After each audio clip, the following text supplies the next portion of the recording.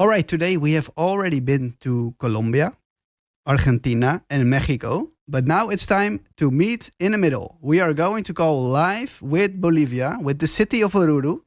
To get there, we need to go up. We are going to an altitude of around 3,700 meters. Air is getting thinner, the sun feels stronger, and you might start to feel even a bit nauseous from the altitude. I hear music. Do I? Not yet. I'm starting to hear music. Yes, this sounds like carnival. So the Carnival of Oruro is a big cultural celebration, blending indigenous, Catholic and local traditions in the form of music and dance with beautiful colorful outfits. Each year there are over 28,000 dancers and 10,000 musicians. Festivities last 10 days and over 400,000 people get to see the carnival each year. In 2019, I was one of those visitors, and honestly, I couldn't really believe my eyes what I saw. I literally didn't understand what I saw, but it was so crazy, so intense. So I was really excited to make something about this and to interview people that are from there. So I'm going to call with two people from Bolivia. They are now in full preparation for the carnival. I'm first calling with Ana Gabriela Romero Saracho, who studied anthropology. Can you hear me well? Yes. That is Yes, great. yes. That is great. Thank you so much for joining the Sound of Latin America. Let me put some sound in the back.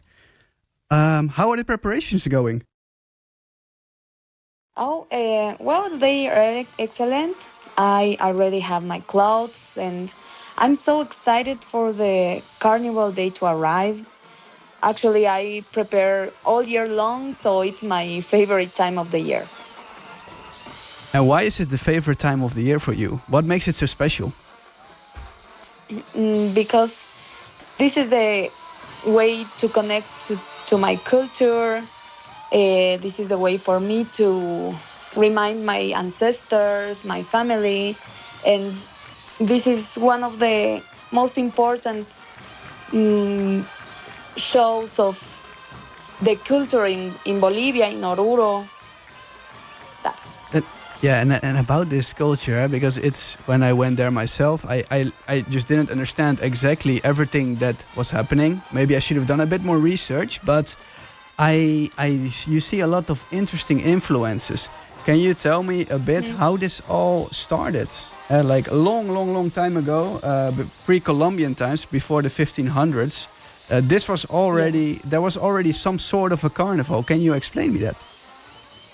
Yes, yes. As the carnival is not just dancing, it actually involves a lot of rituals and myths. This goes back to the way of life of the Andean people, the native of this area, and the rituals they did since the rainy season starts until the harvest. So it began in the Takyongoy, where they danced as a way of as a subversive way to resist the colonization and to maintain all the rituals, the culture and languages and dancings, clothes, everything live before and then the colonization. Yeah, and then there were obviously also Catholic influences, and now it's a mix of all of them. Am I right?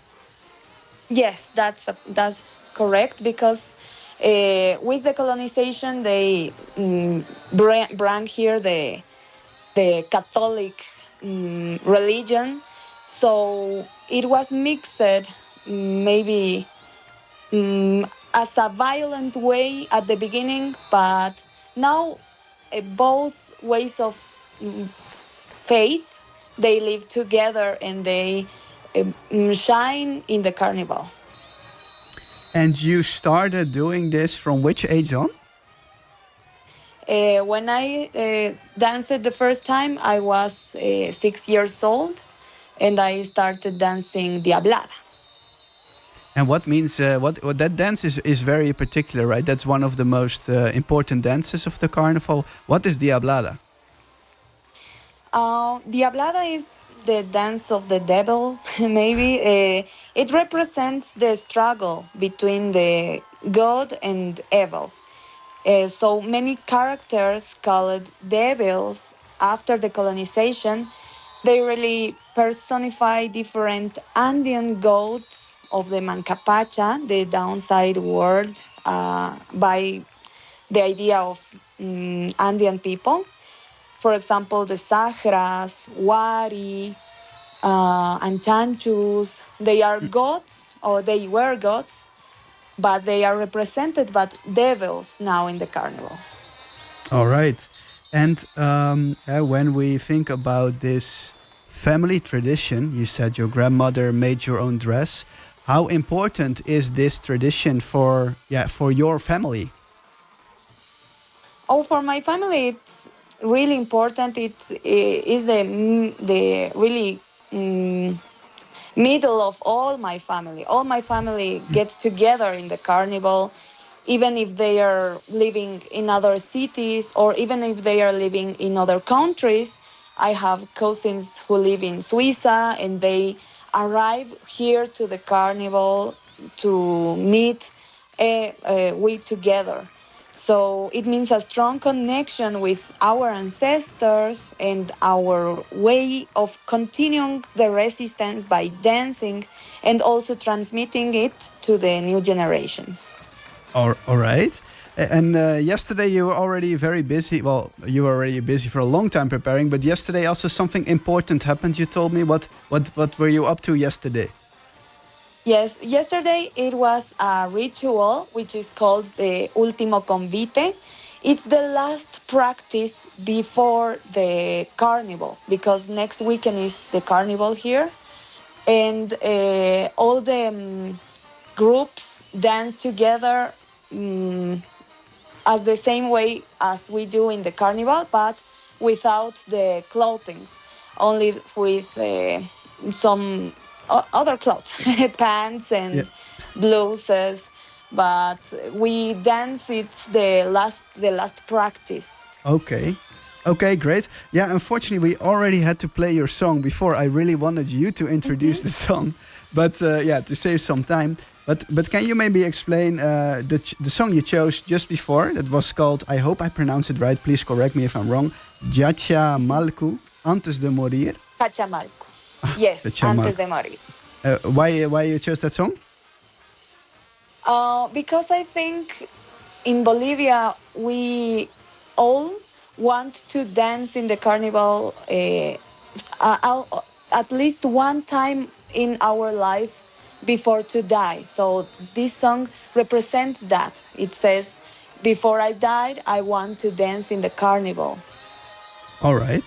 Thank you so much, Anna. I'm going to call with the next participant already. Thank you so much for your contribution. Apologies for the technical difficulties we had on our side. I'm wishing you a lovely carnival.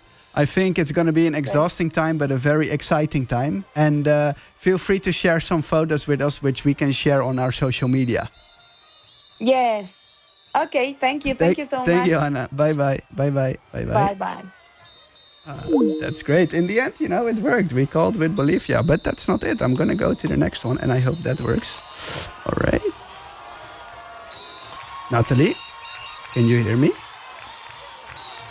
Hello, Natalie. I think you need to put on your mic. I think you're muted. Hello. Hello. Welcome. Thank you so much for joining the show. Thank you very much for the invitation. Hello. We just spoke with one of the other dancers. For you, I have a couple of other questions. But first of all, how are your preparations going for the carnival? Well, we're with the last minute preparations. Next Saturday, we will be dancing in Oruro. I am from Santa Cruz, so I'm preparing everything from here. My fraternity has been working very hard since November to practice and get ready for this moment. We have already received our costumes. We are with last minute preparations, but very excited to be there next week. That is great. I heard you told me that your father actually played a great role an important role in letting the Oruro Carnival Festival becoming a part of UNESCO, so that UNESCO heritage status. Can you explain what his role was? Yes, well, my grandfather was the vice president and then the president of the committee that worked for more than 8 months to present the convention and the Oruro Carnival, not just as a carnival, but as a millenary ceremony, meaning that the carnival is not only about dances and costumes, but more of a multicultural expression in which you have many aspects that are intangible. That's why they make the carnival as magical as it is. We have multicultural aspects as the Catholic representation that the dancers dance for devotion and faith to the Virgen del Socavón, but also we have all the cultural and folklore aspects as well as the music, the dances, and all that. It represents all of the heritage that we have from our ancestors. So he worked with that convention and that committee to present the UNESCO this project, and he was in charge to define the intangible part of the culture, which wasn't that easy. Yeah. But they accomplished to show the different cultural layers that the carnival has, as I've said, the Catholic and Yeah, folklorical expressions, yeah, and and did highlight it that it represents. and did it change something for the carnival in Oruro? Because getting that status, I can imagine that maybe a lot more tourists are coming to Oruro each year. Yes, having the this status since 2001 as a masterpiece of the oral and intangible heritage of the humanity has helped Carnaval de Oruro to promote more and to preserve also the culture and the diversity as an intercultural dialogue. So it means that us as Bolivians and people that come to see the carnival will always get to see our culture, our folklore, and that we are preserving it and we are fighting to show the world that it's from Bolivia by Bolivians and that we are the ones that preserve this culture. And also, as you've said, it helps tourists to get to know this carnival that it's so magical and colorful and cultural. Okay, uh, that is really good to hear. I have a question about one of the dances that you have danced in the past. That dance is called caporales. What does that dance represent? Well, Caporales is a vibrant and energetical traditional dance from Bolivia. It originated in La Paz in the late 20th century, and it was inspired by a character that's the caporal, a colonial era overseer of slaves. To explain more, the caporal was an overseer chosen by the Spanish landowners to control and discipline the slaves. But this person, as well as he had the privilege more than the rest of the slaves, he was still under a colonial rule. So the costumes are representing the caporal and the slavery. The male dancers wear boots and have bells which jingle in each step. These bells represent the chains that the slaves carried while they walked and the sound that they made. And they also, the male dancers dance with a hat and a whip on their hands to symbolize the story of this dance and to symbolize the caporal, which is the capataz. Uh-huh. And the female role of the caporales appears later on in the dance and embodies the grace, energy, and devotion of this dance. Hey, and how difficult is it to dance? Because this is it's a really great story. It tells a lot about the history of Bolivia. But at the Mhm. end of the day, you're also dancing that dance for like 5 hours straight. How can you resist to dance for so long? Yeah, so we are talking about dancing about 4 kilometers in the Carnaval de Oruro. And for me, well, as I've said, I dance with Caporales and Simon from Santa Cruz. And I think the main challenge we have is to dance in the altitude because we're talking about that Oruro is about 3,735 meters above the sea level. So that's the main challenge that Yeah. we have.